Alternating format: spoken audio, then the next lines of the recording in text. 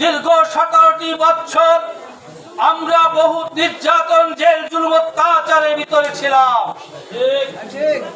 আপনারা জানেন, একটি শাসক গোষ্ঠী বাংলাদেশের রাষ্ট্রীয় ক্ষমতা ছিল, যার নাম আওয়ামী লীগ, যার নেত্রী ছিল আমাদের বিক্রম মাফিয়া শেখ হাসিনা।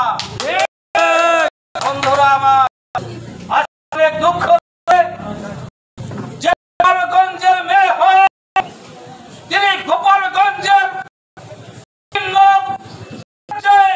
মানুষের উপর যে স্টিম রুলার চালাচ্ছেন,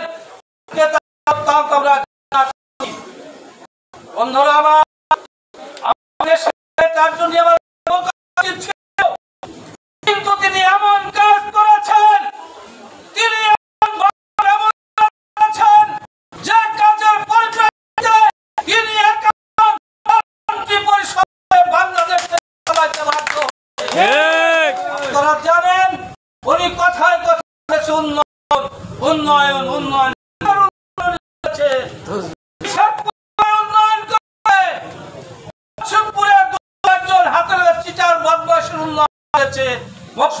সাধারণ জনগণ হয় নাই।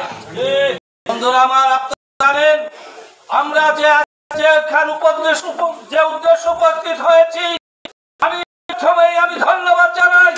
আমি স্মরণ করছি আমার বিএনপির স্থপতি, বহুদলীয় গণতন্ত্রের শহীদ রাষ্ট্রপতি রহমানকে আমি শ্রদ্ধা স্মরণ করছি। তারপরে খালেদা আমি শ্রদ্ধা স্মরণ করছি উত্তরসূরি আগামী রাষ্ট্রনায়ক রহমান, আমি তার সাথে স্মরণ করছি মকসুদপুর কাশিয়ানী নির্বাচন আমাদের সন্তান সুজ্জামান সেলিম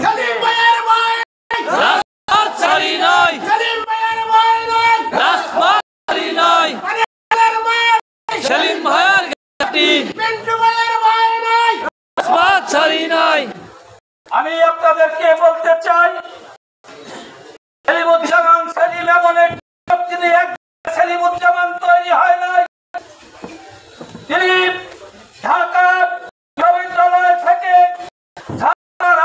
থেকে তীরে তীরে যুদ্ধ করে সংগ্রাম করে আজকে সেলিমুজ্জামান সেলিমে পরিণত হয়েছে।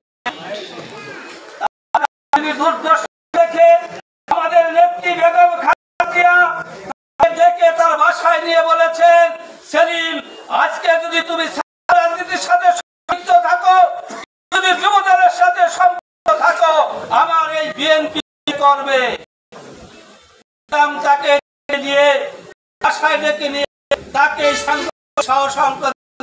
তাকে করেছে। বন্ধুরা আমার, আমি একটা কথা বলতে চাই, কঠিন ভাবে বলতে চাই, যে সেলিমুজ্জামান সেলিম